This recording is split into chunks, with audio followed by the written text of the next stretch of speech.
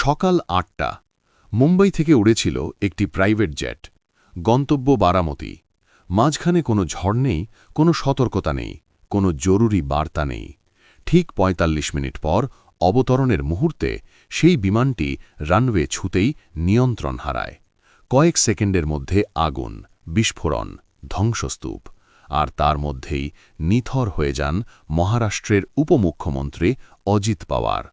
৫ জন যাত্রী, ৫ জনই আর বেঁচে নেই। এই খবর শুধু একটি দুর্ঘটনার নয়, এই খবর ক্ষমতার কেন্দ্রে এক গভীর শূন্যতার। ঘটনাটি গুরুত্বপূর্ণ এই কারণেই যে অজিত পাওয়ার কোনো সাধারণ রাজনৈতিক নাম নন। ৬ বার উপমুখ্যমন্ত্রী হওয়া এক নেতা, যিনি দীর্ঘদিন ধরেই মহারাষ্ট্রের ক্ষমতার ভারসাম্যের কেন্দ্রে ছিলেন। এমন একজন মানুষ যার প্রতিটি রাজনৈতিক পদক্ষেপ দিল্লি থেকে মুম্বাই সব জায়গাতেই হিসেব করে দেখা হতো। তার মৃত্যু মানে শুধু একটি ব্যক্তির মৃত্যু নয়, একটি রাজনৈতিক অক্ষের ভেঙে পড়া। যা ঘটেছে তা সরকারি ভাষায় একটি এভিয়েশন অ্যাক্সিডেন্ট। মহারাষ্ট্র এভিয়েশন দপ্তরের বক্তব্য অনুযায়ী বারামতি এয়ারপোর্টে প্রথমবার অবতরণের সময় পাইলট রানওয়ে পরিষ্কারভাবে দেখতে পাননি। বিমান আবার ওপরে ওঠে। দ্বিতীয়বার অবতরণের চেষ্টায় রানওয়ে 11-এ নামার সময় বিমানটি পিছলে যায়। তারপরই আগুন ধরে যায়। কোনো মে ডে কল নেই, কোনো এমার্জেন্সি সিগন্যাল নেই। সব কিছু ঘটে যায় কয়েক সেকেন্ডে। কিন্তু প্রশ্ন এখানেই শুরু, কারণ যে বিমানে অজিত পাওয়ার ছিলেন সেটি কোনো সাধারণ বিমান নয়। লিয়ারজেট 45, 2টি ইঞ্জিন, উচ্চমানের নেভিগেশন সিস্টেম, ছোট রানওয়েতেও নিরাপদ অবতরণের সক্ষমতা। এই ধরনের বিমান সাধারণত ভিআইপি ও কর্পোরেট ব্যবহারের জন্যই তৈরি। এই বিমান হঠাৎ করে ল্যান্ডিংয়ের সময় নিয়ন্ত্রণ হারাবে, কোনো সংকেত পাঠাবে না এবং মুহূর্তের মধ্যে আগুনে পুড়ে যাবে। এই ব্যাখ্যা কি যথেষ্ট? প্রত্যক্ষদর্শীদের বক্তব্য পরিস্থিতিকে আরও জটিল করে তোলে। মাঠে কাজ করা গ্রামের মানুষজন বলেছেন, বিমানটি নামার সময় বোঝা যাচ্ছিল কিছু একটা ঠিক নেই। রানওয়ে ছোঁয়ার পরেই সেটি দুলে ওঠে, তারপর সোজা ছিটকে যায়। বড় শব্দ হয়, আগুন জ্বলে ওঠে, তারপর একের পর এক বিস্ফোরণ। কাছে যাওয়ার কোনো সুযোগ ছিল না। আগুন এতটাই তীব্র ছিল যে ভেতরে থাকা মানুষদের বাঁচানোর কোনো প্রশ্নই ওঠেনি। এখান থেকেই প্রশ্ন উঠে যায় রাষ্ট্রের নিরাপত্তা ব্যবস্থা নিয়ে। কারণ ভারতে সাম্প্রতিক এক দশকে দেখা যাচ্ছে উচ্চপদস্থ রাজনীতিক ও সামরিক নেতৃত্বের মৃত্যু ঘটছে মূলত দুর্ঘটনার নামেই।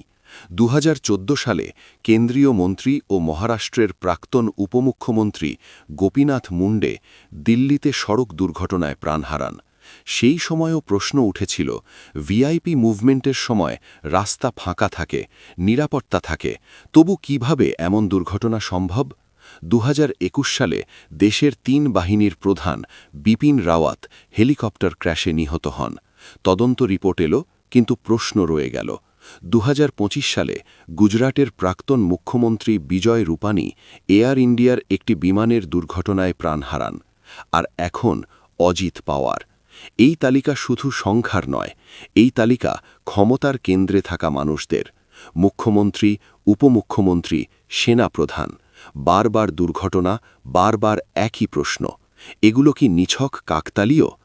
এই প্রশ্নকেই প্রকাশ্যে এনেছেন পশ্চিমবঙ্গের মুখ্যমন্ত্রী মমতা বন্দ্যোপাধ্যায়।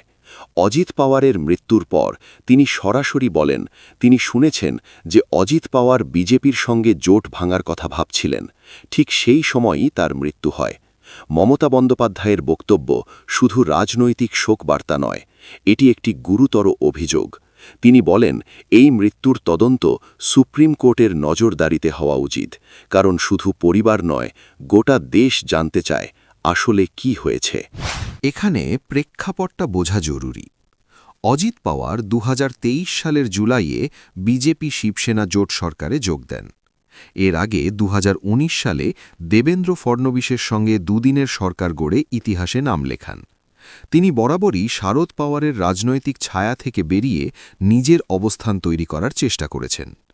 কিন্তু একই সঙ্গে তিনি কখনো বিজেপির সম্পূর্ণ অনুগত ছিলেন এমন দাবি করাও কঠিন। মহারাষ্ট্রের রাজনীতিতে অজিত পাওয়ার মানেই এক ধরনের অনিশ্চয়তা। কখন তিনি কোন দিকে যাবেন তা শেষ মুহূর্ত পর্যন্ত পরিষ্কার হয় না। এই অবস্থায় যদি সত্যিই তিনি বিজেপির সঙ্গে দূরত্ব বাড়ানোর কথা ভাবছিলেন তাহলে তার রাজনৈতিক প্রভাব বিশাল হতো। মহারাষ্ট্রের ক্ষমতার সমীকরণ নড়ে যেত। দিল্লির রাজনীতিতেও তার প্রতিধ্বনি শোনা যেত। ঠিক সেই মুহূর্তে এই দুর্ঘটনা স্বাভাবিকভাবেই সন্দেহ জন্মায়। সংঘাতটা এখানেই। সরকার বলছে এটি একটি দুর্ঘটনা, বিরোধীরা বলছে প্রশ্ন তোলার অধিকার আছে, কারণ তদন্তের আগে থেকেই এক ধরনের নীরবতা দেখা যাচ্ছে। এখনও পর্যন্ত কেন্দ্রীয় বেসামরিক বিমান পরিবহন মন্ত্রীর কোনো বিস্তারিত বক্তব্য নেই, কোনো তাৎক্ষণিক উচ্চস্তরের তদন্তের ঘোষণা নেই। এই নীরবতা নিজেই অনেক কথা বলে। ক্ষমতার ইঙ্গিত এখানেই লুকিয়ে আছে। যখন রাষ্ট্রযন্ত্র স্বচ্ছতার বদলে চুপ করে থাকে তখন সন্দেহ ঘনীভূত হয়। যখন বারবার বলা হয় সব ঠিক আছে কিন্তু প্রশ্নের উত্তর দেওয়া হয় না, তখন মানুষ ভাবতে বাধ্য হয় কি লুকোনো হচ্ছে। এর প্রভাব শুধু মহারাষ্ট্রে সীমাবদ্ধ থাকবে না, এটি জাতীয় রাজনীতিতে এক ধরনের ভয়ের আবহ তৈরি করবে। যদি উপমুখ্যমন্ত্রীও নিরাপদ না থাকেন তাহলে সাধারণ নাগরিকের নিরাপত্তা কোথায়? যদি তদন্তের দাবি উঠলেই তাকে রাজনৈতিক বলা হয় তাহলে সত্যের জায়গা কোথায়? এই মৃত্যু আরও একটি বড় প্রশ্ন তুলে দেয় ভারতের এভিয়েশন নিরাপত্তা নিয়ে। বারবার দুর্ঘটনা ঘটছে, কিন্তু দায় ঠিক করা হচ্ছে না। রিপোর্ট আসে, ফাইল বন্ধ হয়, কিন্তু কাঠামোগত পরিবর্তন হয় না। ভিআইপি নিরাপত্তা নিয়ে যত কথা বলা হয়, বাস্তবে তার কতটা কার্যকর এই ঘটনাই তার প্রমাণ। সবচেয়ে বড় কথা, অজিত পাওয়ারের রাজনৈতিক উত্তরাধিকার।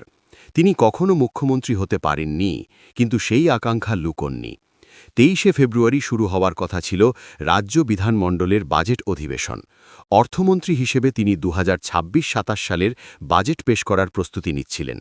তার আগেই এই মৃত্যু। রাজনীতিতে সময় জ্ঞান সবকিছু, আর এই সময়টাই সবচেয়ে বেশি প্রশ্ন তোলে। শেষ পর্যন্ত কিছু প্রশ্ন খোলা থাকেই। ল্যান্ডিংয়ের সময় সত্যিই কি কোনো প্রযুক্তিগত ত্রুটি ছিল?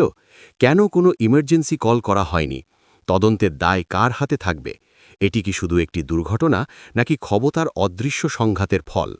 বিজেপির সঙ্গে সম্পর্কের টানাপোড়েন কি এই মৃত্যুর সঙ্গে কোনোভাবে যুক্ত, নাকি আমরা আবারও একটি ফাইল বন্ধ করে ভুলে যাব? এই প্রশ্নগুলোর উত্তর আজ নেই, হয়তো আগামী দিনেও থাকবে না। কিন্তু প্রশ্ন তোলা বন্ধ হলে গণতন্ত্র থেমে যায়। আর সেই কারণেই এই ঘটনা শুধু শোকের নয়, সতর্কতার।